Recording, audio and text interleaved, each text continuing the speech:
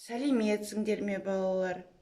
Математика оқулығымыздың 69-шы бетін ашайық, үшінші есепке назар аударайық.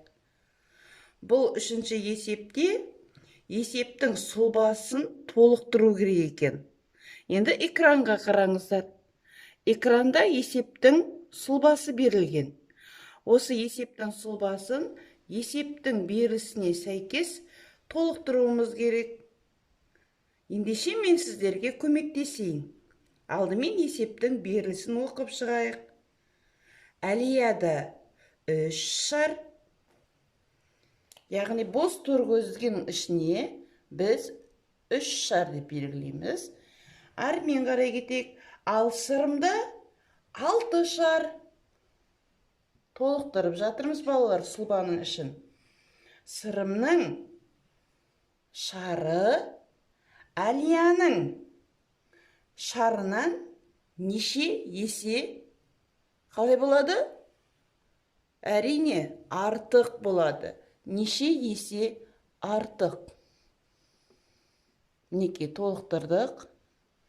Енді ары қарай есептің келесі бөлімі шешуі.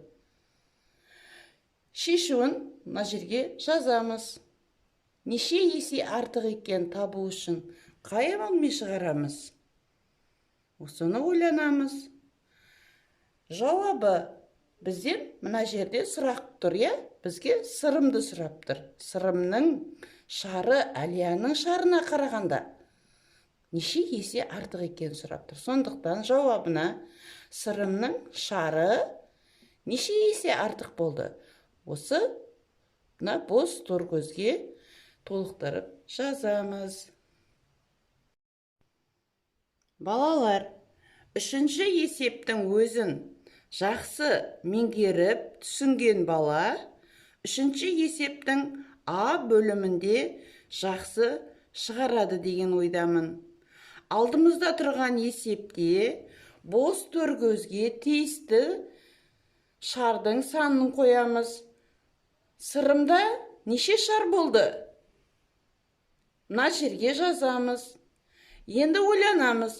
Әлияның шары неше есе кем болды?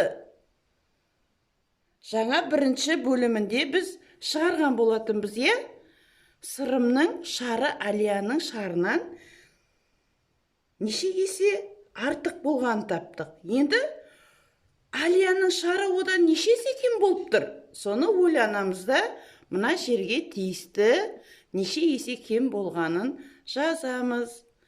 Енді бұл есепте сұрап тұр бізге, сырымда неше шар болды? Яғни сырымда болған шардың санын осы бос төркөзге жазамыз. Енді экранға қарайық. Жаңа айтылып кеткен есептің бос төркөздерін толықтырдық деген ойдамын.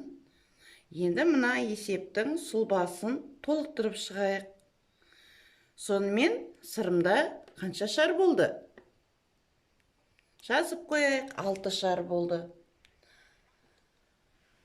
Әлияның шары сырымның шарына қарағанда неше есе кем болды?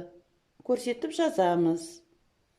Енді неше есе кем болғанын қай амалмен көмегімен шығардық? Соны мына жерге шешуінің тұсына орындаймыз. Енді бізден жауабы керек есептің. Әлияның шары неше есе кем болды? Жауапты толықтырып, бос төркөзге неше есе кем болғанын көрсетіп жазамыз.